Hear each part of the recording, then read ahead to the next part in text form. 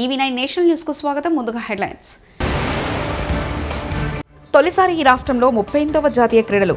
కాసేపట్లో ప్రధాని మోదీ. ఏకో ఫ్రెండ్లీ పార్క్ ప్రారంభించిన సీఎం రేవంత్ రెడ్డి, మెగాస్టార్ చిరంజీవి. అప్పుడు కనబడడం లేదా ఆర్థిక భారం, షర్మిలా ఫైర్. తిరుమల శ్రీవారిని దర్శించుకున్న ఇస్రో చైర్మన్ వి నారాయణన్. 38వ జాతీయ క్రీడలను కాసేపట్లో ప్రధాని మోదీ ప్రారంభించనున్నారు. ఈ కార్యక్రమం రాజీవ్ గాంధీ అంతర్జాతీయ క్రికెట్ స్టేడియం, ఉత్తరాఖండ్ డెహ్రాడూన్లో జరగనుంది. ఈ ప్రత్యేక వేడుకకు భారత ఒలింపిక్ సంఘం అధ్యక్షురాలు పీటీ ఉషతో పాటు పలువురు ప్రముఖులు కూడా చేరుకున్నారు. ఈ క్రీడలు జనవరి 28 నుంచి ఫిబ్రవరి 14 వరకు ఉత్తరాఖండ్లోని 8 జిల్లాల్లోని 11 నగరాల్లో జరుగుతాయి. 36 రాష్ట్రాలు, ఒక కేంద్ర పాలిత ప్రాంతం ఈ జాతీయ క్రీడల్లో పాల్గొనబోతున్నాయి. 17 రోజుల పాటు 35 క్రీడా విభాగాలకు ఈ పోటీలు జరుగుతాయి. వీటిలో 33 క్రీడలకు పథకాలు ప్రదానం చేస్తారు. यहाँ हजारों वर्ष की हमारी हेरिटेज है, हिस्ट्री है, आस्था, आध्यात्म, घने जंगल, पहाड़, समंदर, हर चीज के दर्शन एक ही जगह पर होते हैं. ये राज्य विकास और विरासत का अद्भुत मॉडल है.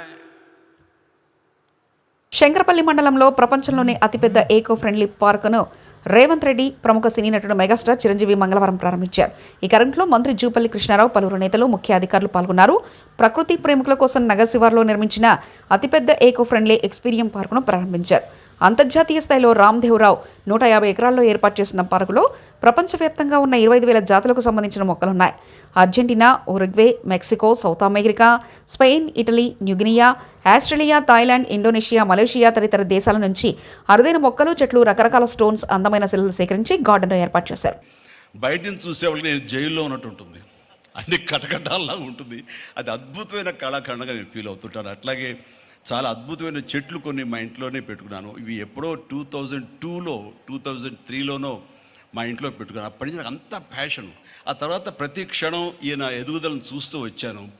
ఎక్కడ నాకు ఈయన రామ్దేవ్ ఒక వ్యాపారవేత్తలా కనబడ్డాడు, ఒక కళాకారుల్లా కనబడతాడు. అందుకే నా మనసుకి అత్యంత దగ్గరగా అయ్యాడు. ఆ తర్వాత ఏదైనా వస్తే కనుక చూస్తారా మొక్కలు అంటే ఇదివరకంటే ఏదో వేలల్లోనో లక్షల్లోనూ చెప్పేవాడు. ఇప్పుడు కోట్లలో ఉందంట కదయ్యా. ఇప్పుడు నా సంపద అంతంత మాత్రమే ఉంది, కొనలేనేమో అన్నారు. కానీ చూడండి సార్, వస్తే మీరే టెంప్ట్ అవుతారు. ఇప్పుడు గౌరవ ముఖ్యమంత్రి గారితో పాటు అన్నీ వీక్షిస్తుంటే ఎంత టెంప్టింగ్ ఉందంటే, వావ్, ఇవన్నీ మన ఇంట్లో పెట్టేసుకుంటే ఎంత బాగుంటుంది అనిపిస్తుంది. అంత అందంగా. దీనికి కావాల్సిందని వ్యాపార దృక్పథం కాదు, కళాకారుల హృదయం, కళా హృదయం ఉండాలి.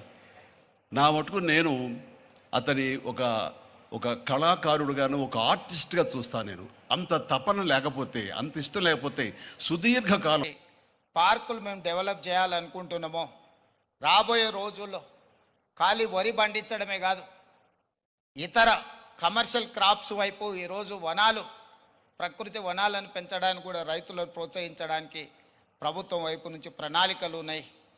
వాళ్ళందరికీ కూడా ఇలాంటి వ్యాపార కేంద్రాలు ఉంటే రైతులు పెంచే మొక్కల్ని కొనుగోలు చేయడానికి అవకాశం ఉంటుంది. 1,000 మొక్కల్ని తెలంగాణ రాష్ట్ర ప్రభుత్వం పెట్టాలంటే ఎక్కడనో ఒకడ గ్రామాల దగ్గర ఆ మొక్కల్లో పెంపడానికి క్షేత్రాలు ఇస్తున్నాం.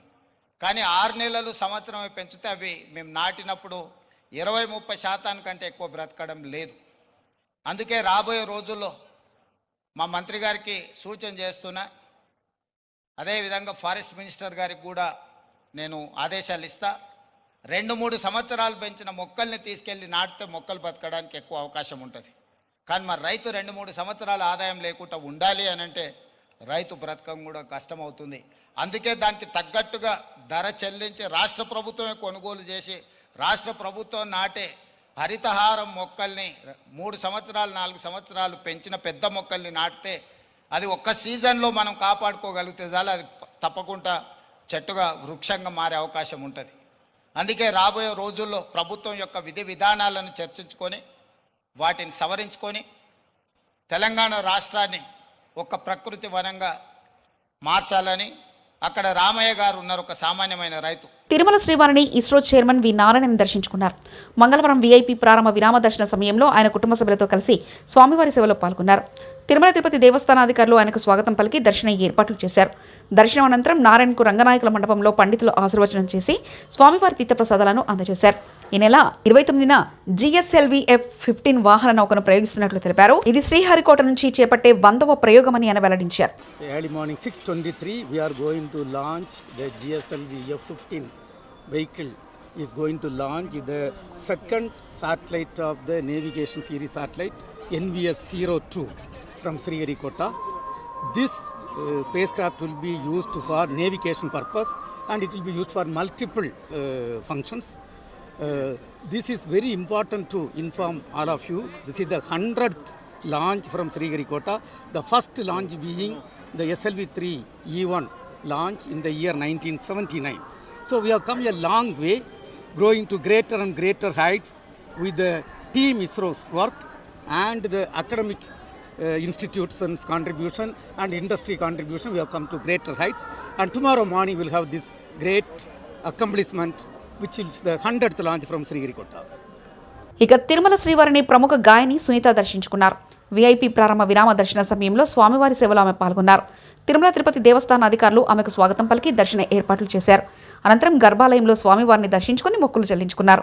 దర్శనానంతరం రంగనాయకుల మండపంలో పండితులు ఆశీర్వచనం చేసి స్వామివారి తీర్థప్రసాదాలను ఆమెకు అందజేశారు. ఆలయం వెలుపలకు వచ్చిన సునీత స్వామివారిని కీర్తిస్తూ అద్భుతంగా పాట పాడి అలరించారు. ఆమెతో ఫోటోలు తీసుకునేందుకు పలువురు ఆసక్తి కనపరిచారు. ఓం నమో వెంకటేశాయ. కొత్త సంవత్సరం ప్రారంభంలో ఇప్పుడు స్వామివారు ఆశీర్వదించి వారి వద్దకు రప్పించుకున్నారు. సో అందరు బాగున్నారు కదా. నాకేం మాట్లాడాలో అర్థం కాదు. మంచి పాట ఎలాగో వెనకాల చాలా మంచి పాట వస్తుంది. సరే నాలికే ఒక్కటి నీ నామములు అనంతము పాలించి నిన్నెట్టు పొగడేదయ్యా పాలించి నిన్నెట్టు పొగడేదయ్యా ఓలీ నా కన్నులు రెండి ఓగిని మూర్తులు పెక్కు సోలి నిన్నెటు వలి చూచెదనయ్యా సోలి నిన్నెటు వలి చూచెదనయ్యా ఒక్క మాటు శరణై ఉండే నింతే కాక పెక్కు విధములను ఎట్టు పెనగేనయ్యా పెక్కు విధములను ఎట్టు పెనగేనయ్యా. కేసీఆర్ నల్గొండకు ఏం చేశాడో చెప్పిన కేటీఆర్ వరిధాన్యం ఉత్పత్తిలో తెలంగాణను దేశంలో నెంబర్ 1 చేస్తే నల్గొండను రాష్ట్రంలో నెంబర్ 1 చేసింది కేసీఆర్. నల్గొండలో 3 మెడికల్ కాలేజీలు కట్టింది కేసీఆర్. యాదాద్రిగుడిని అద్భుతంగా తీర్చిదిద్దింది ఆ లక్ష్మీనరసింహస్వామి రుణం తీర్చుకుంది కేసీఆర్. దామరచెర్లలో అతిపెద్ద విద్యుత్ ఉత్పత్తి కేంద్రం కట్టించింది కేసీఆర్. చెప్పుకుంటూ పోతే నల్గొండకు ఎన్నో మంచి పనులు చేశారు అంటూ కేటీఆర్ వ్యాఖ్యానించారు. దామరచెర్లలో అద్భుతంగా మొత్తం తెలంగాణలోనే అతిపెద్ద విద్యుత్ ఉత్పత్తి కేంద్రం కట్టించింది కేసీఆర్. చెప్పుకుంటూ పోతే ఒకటి రెండు కాదు ఎన్నో పనులు చేసినాం. దమ్ముంటే క్లాక్ టవర్ కు రా, మా భూపాలన్న వస్తాడు, మా జగదీశన్ వస్తాడు, వాళ్ళు నీ సంగతి చెప్తారనే మాట కూడా నేను తెలియజేస్తా ఉన్నా. మంత్రి కోమటిరెడ్డి వెంకటరెడ్డిపై బీఆర్ఎస్ వర్కింగ్ ప్రెసిడెంట్ కేటీఆర్ తీవ్ర ఆగ్రహం వ్యక్తం చేశారు. నీకు సిగ్గుందా వెంకటరెడ్డి? భూపాల్ రెడ్డిపై పోలీసులతో దాడి చేయిస్తావా? నీకు దమ్ముంటే నల్గొండ గడియారం సెంటర్కి రా, మాలాగే మీటింగ్ పెట్టు, ప్రజలకు మీ ప్రభుత్వం ఏం చేసిందో చెప్పు. ఉత్తమ్ వెంకటరెడ్డికి అహంకారాలు ఆకారాలు పెరిగాయి తప్ప వారు నల్గొండకు చేసిందేమీ లేదు అని వ్యాఖ్యానించారు. మహాత్మా గాంధీ యూనివర్సిటీ దగ్గర పిల్లలందరూ వచ్చినారు. దాదాపు ఒక 300-400 మంది పిల్లలు రోడ్డు మీదకి వచ్చి, అన్న కేసీఆర్ ఉన్నప్పుడు మాకు బ్రహ్మాండంగా ఇక్కడ వసతులు ఉండేది, కానీ ఇవాళ కాంగ్రెస్ ప్రభుత్వం వచ్చిన తర్వాత మాకు గొడ్డుకారంతో అన్నం పెట్టే దుస్థితి వచ్చిందన్న, మీరు రావాలా అంటే తప్పకుండా 2:30 గంటలకు మీ క్యాంపస్కి వస్తా అని వారికి చెప్పిన. ఏపీ ప్రభుత్వం ముఖ్యమంత్రి చంద్రబాబు నాయుడుపై ఏపీసీసీ చీఫ్ వైఎస్ షర్మిల మరోసారి విరుచుకుపడ్డారు. ఎన్నికల ముందు ఇచ్చిన సూపర్ 6 హామీలను గుర్తు చేస్తూ కూటమి ప్రభుత్వంపై విమర్శలు గుప్పించారు. మంగళవారం మీడియాతో మాట్లాడుతూ సూపర్ 6 సూపర్ ఫ్లాప్ అయిందంటూ వ్యాఖ్యలు చేశారు. కూటమి ప్రభుత్వం ఇచ్చిన సూపర్ 6 హామీలకు ఇక శుభం కార్డు పడ్డట్టే. చంద్రబాబు నిన్నటి ప్రజెంటేషన్ ఇందుకు నిదర్శనమంటూ కామెంట్స్ చేశారు. సూపర్ 6 అమలు చేయలేని చంద్రబాబు చేతులెత్తేశాడు. ఎన్నికల్లో ఇచ్చిన ఏ హామీని తాను అమలు చేయలేనని చాలా క్లారిటీగా చంద్రబాబు చెప్పేశాడు. 2019లో వైఎస్ జగన్ అధికారంలో వచ్చినప్పుడు ఖజానాలో ఉన్నది 100 కోట్లే. అయినా పథకాల అమల్లో సాకులు చెప్పలేదంటూ వైఎస్ అవినాష్ రెడ్డి కడప ఎంపీ వ్యాఖ్యానించారు. ముఖ్యమంత్రి అయితే ఈ పథకాలన్నీ కూడా ఈ 6 పథకాలు గ్యారంటీగా వస్తాయి. ఇదిగో చంద్రబాబు నాయుడు గారి సంతకం, ఇదిగో షూరిటీ, ఇదిగో గ్యారంటీ అని చెప్పి ఇంటింటికి తిరిగి వాళ్ళ మేనిఫెస్టోను ఇచ్చారు. వారి పథకాలను చంద్రబాబు నాయుడు అధికారంలోకి వస్తే మరి 18 ఏళ్ళు దాటిన మహిళలకు ఏడాదికి 18,000 వస్తాయని చెప్పారు. ఎంతమంది పిల్లలు ఉంటే అంతమందికి అమ్మఒడి వస్తుందని చెప్పారు. ప్రతి రైతుకు ఏడాదికి 20,000 రూపాయలు ఇస్తామని చెప్పారు. ఇంకా ఎన్నో పథకాలు ఇచ్చారు. ఉచిత బస్సు కావచ్చు, గ్యాస్ కావచ్చు. మరి ఈరోజు బాబు షూరిటీ భవిష్యత్తు గ్యారంటీ పైన చంద్రబాబు నాయుడు గారు నిన్న బాబు గారి క్లారిటీ ఇచ్చారు. ఏ మాత్రం అంటే ఎన్నికల ముందు నేను చెప్పిన ఏ హామీలు కూడా అమలు చేయలేను అని చెప్పి చంద్రబాబు నాయుడు గారు ఈరోజు మరి కొత్త కొత్త కారణాలు ఎత్తుకుతా ఉన్నారు. ఏదో అప్పులు అనేది ఇప్పుడే పుట్టినట్టు. 2019లో జగన్మోహన్ రెడ్డి గారు పవర్లోకి వచ్చేటానికి కూడా రాష్ట్రంలో అప్పటికే 5 లక్షల కోట్ల అప్పు ఉండింది. చంద్రబాబు నాయుడు గారు చేసిన అప్పు పైపెచ్చు ఆనాడు బడ్జెట్లో జగన్మోహన్ రెడ్డి గారు ప్రమాణ స్వీకారం చేసే నాటికి ఉన్నింది కేవలం 100 కోట్ల రూపాయలు మాత్రమే ఆ రోజు ఖజానాలో ఉన్నింది.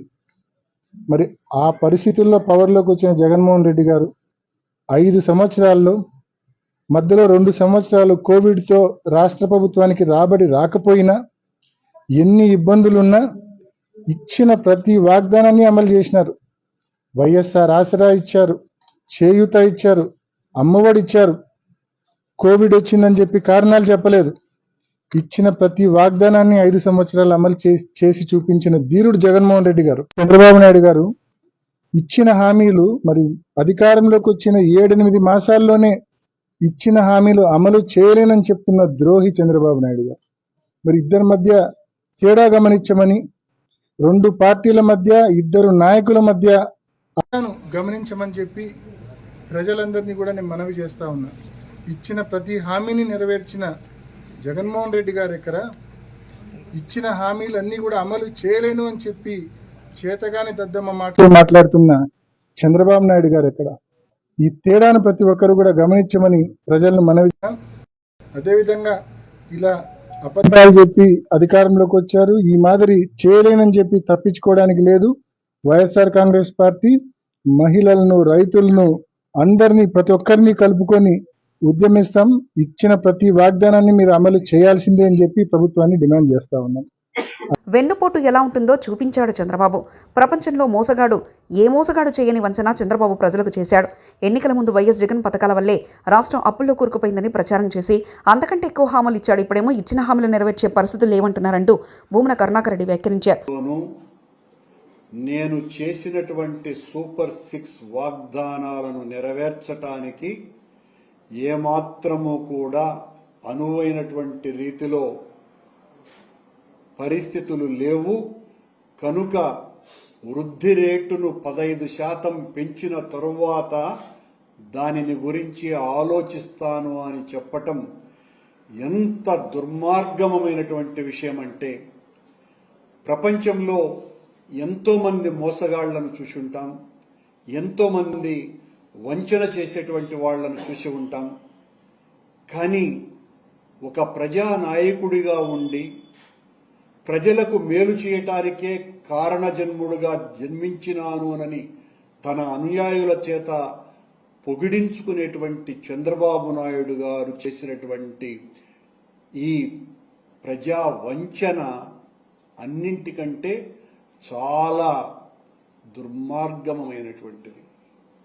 నేను అధికారంలోకి వస్తే తల్లికి వందనం పేరుతో ప్రతి ఒక్కరికి, బిడ్డకు 15,000 రూపాయలు ఇస్తానని చెప్పినటువంటి వ్యక్తి, అన్నదాతలకు 20,000 రూపాయల సహాయం చేస్తానన్నటువంటి వ్యక్తి, ప్రతి సంవత్సరము నిరుద్యోగుడికి ప్రతి ఒక్కడికి కూడా 3,000 రూపాయల భృతి ఇస్తానని చెప్పినటువంటి వ్యక్తి, 50 ఏళ్లు నిండినటువంటి మహిళలకు అందరికీ కూడా తొలిసారి ఈ రాష్ట్రంలో 38వ జాతీయ క్రీడలు కాసేపట్లో ప్రధాని మోదీ. ఏకో ఫ్రెండ్లీ పార్క్ ప్రారంభించిన సీఎం రేవంత్ రెడ్డి, మెగాస్టార్ చిరంజీవి. అప్పుడు కనపడడం లేదా ఆర్థిక భారం, షర్మిలా ఫైర్. తిరుమల శ్రీవారిని దర్శించుకున్న ఇస్రో చైర్మన్ వి నారాయణన్. ఇవి బులెటిన్ విశేషాలు. చూస్తూనే ఉండండి EV9 నేషనల్ న్యూస్.